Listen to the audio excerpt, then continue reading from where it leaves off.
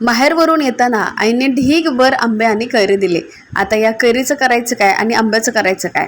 तर आंब्याचं करण्यासाठी लोणचं करायचं होतं, पण या कैरीचं काय करायचं? आता लोणचं किंवा कैरी या दोन्ही एकत्र होत्या, पण या लोणच्याची वाट कधी बघायची? आता हे लोणचं बनवायचं कधी? त्याला मुरवायचं कधी? याला जाणार 15-20 दिवस. त्यापेक्षा आपण मस्तपैकी कैरी कापून खाऊया ना. तुम्हाला म्हणून सांगते, मला तर राहवलंच नाही. ही कैरी बघितल्यावर माझ्या त्या जिभेला पाणी सुटलं.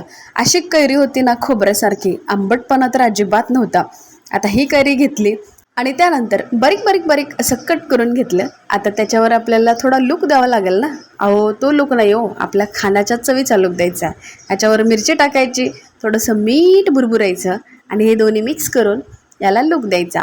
आता हा लूक खायला घ्या आणि मस्त चटपटीत करीचा आनंद घ्या.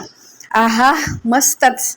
माझ्या तर तोंडाला पाणी सुटले, तुमच्या पण सुटलं असेल. अहो, मी पण काय विचारते, सुटणारच ना. जाऊ द्या, तेवढं जाता जाता सबस्क्राईब करा आपल्या चॅनलला.